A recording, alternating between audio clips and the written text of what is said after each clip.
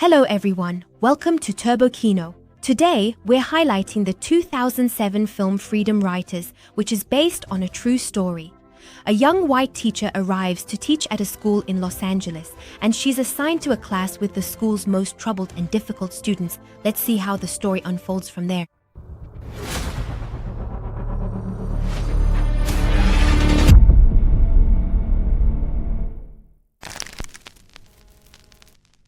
The movie begins with news reports of racial gang violence reaching a boiling point. It's 1994, our teacher's first year at the school. She meets with the department head, full of excitement, to present her lesson plan. But the head rejects almost everything, basically saying it's unrealistic and assigns her a classroom. Our teacher doesn't give up though, insisting she's confident she'll be a great teacher. Dressed in her best, our teacher arrives for her first day. She peeks into the classroom next door and sees it's spotless, which gets her even more excited. But when she enters her own room, it's like night and day. The window blinds are, well, if you can even call them that, they're a mess. And the supplies, the desks, the chairs, it's all just terrible. On top of that, seeing the students completely ignore her and the school is a total shock. It's clear our teacher has been given a tough class. As she stands there wondering what she's gotten herself into, the department head introduces her to the honors teacher as if to taunt her. From the start, this department head seemed a bit off. The honors teacher says, "Oh, did your class cause trouble? Don't worry, by the time they get to senior year, they'll stop showing up anyway, so the problem will solve itself." Our teacher doesn't quite get what he's implying, thinking, if I'm a good teacher, the kids will come, right? She's so naive.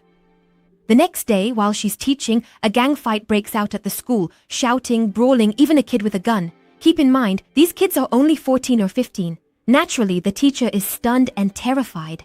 The scene shifts to her having dinner with her husband and father. Her father expresses his disapproval of her being around such people despite her high education. He doesn't seem to care for her husband much either.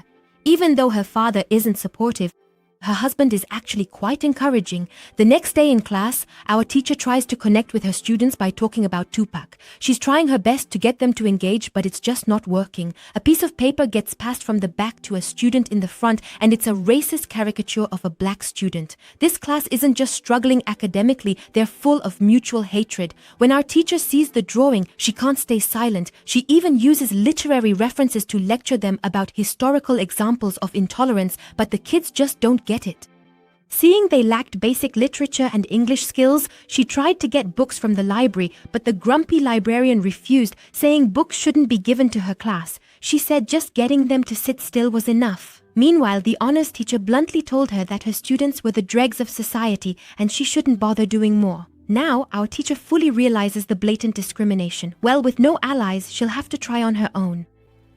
The next day, to get closer to her students, she offers them a choice between a lesson or a game. Of course, they choose the game. It starts with simple questions, then moves to more sensitive topics, making a strong first impression on them. Sensing things are going well, our teacher gives each student a notebook she prepared, telling them they can write about anything, past, present, or future, and if they want, they can put them in the cabinet. She reminded them she could read them too. When she tells her husband about her progress, he listens with a bored expression. Well, he listens, but he also tells her to keep work and life separate. When a parent-teacher meeting is called at school, not a single parent shows up for her class. Just as she's about to lose heart, she sees that all her students have left their journals in the cabinet for her to read, which makes her happy, but she feels sorry for the kids who are living lives much harder than she imagined. As the teacher reads their journals, their lives seem to flash before her eyes. Some have faced violence since childhood, others were oppressed because of their race, and some were even wrongly imprisoned at a young age. Hearing that 14 and 15-year-olds have been in jail since they were little, the teacher is deeply moved. In their lives, prison was a common occurrence. Fathers beating mothers, being evicted for not paying rent. These were just normal things. To do more for them in the future, our teacher starts working extra part-time jobs. Meanwhile, her husband, who used to be supportive, starts acting differently. Since the school won't support her, she wants to take the kids on a trip, so she goes over their heads to convince the board, and they get to go. But this trip is more like a lesson to learn new things. Her father follows her like a bodyguard. On this trip, they learn about the Jewish people and how humans can brutally kill one another. They see photos, images, and videos in the museum, and in the evening, our teacher gives the kids a rare chance to hear real stories from Holocaust survivors at a high-end restaurant. The kids learn a lot from this. It's now the second year of high school. While teaching, the honors teacher is so blatantly rude to a high-achieving black girl that she decides to switch classes. When she joins the new class, our students' grades have already improved. They all became real students. When our teacher brought the kids in, she had set the table, opened champagne, and said, "All right, let's drink." Just kidding, just kidding. It's just sparkling cider. She says, "While drinking this, let's share our wishes for this year."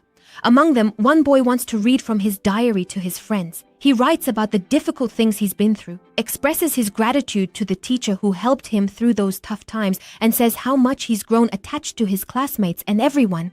Starts crying. Our teacher, full of joy, goes home and tells her husband what happened that day, saying that honor students are joining our class, but her husband, while lying on the bed, casually says, "But can you even teach them? You always teach the underachievers, don't you?"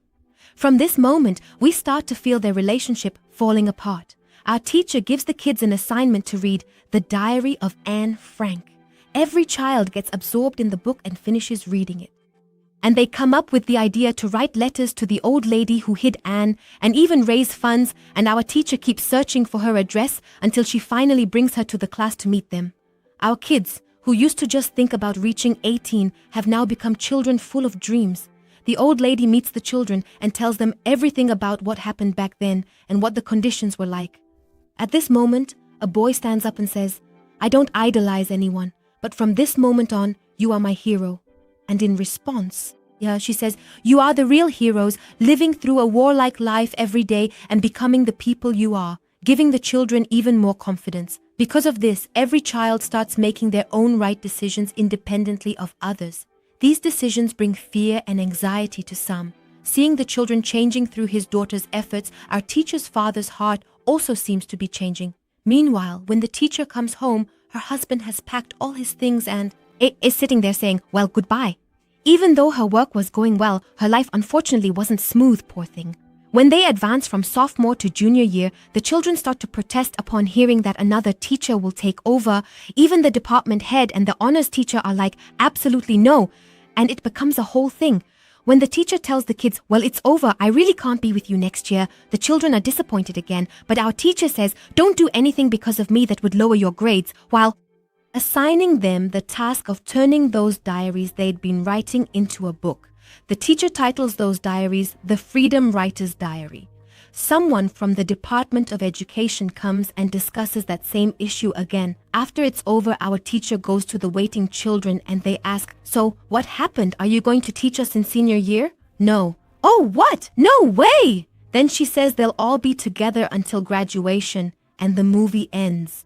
I told you that this movie was based on a true story. Even after the movie ended, life truly continued for them. Soon they graduated, and most were the first in their families to graduate high school and go to college. Our teacher soon became a university professor. The Freedom Writer's Diary was published in 1998. Our teacher and the Freedom Writers, to share the experience of room 203 nationwide, the Freedom Writers Foundation, was established. We are ending today's movie with a photo they took together in 2006. Thank you very much for being with Turbo Kino. Be sure to watch the full movie we are recommending. And don't forget to like and subscribe to our channel and hit the bell so you don't miss out. Goodbye until the next episode. Sponsor, Heartwarming Geji Candle. Sponsor, Just Taste It, radio and coffee brand, your go-to choice.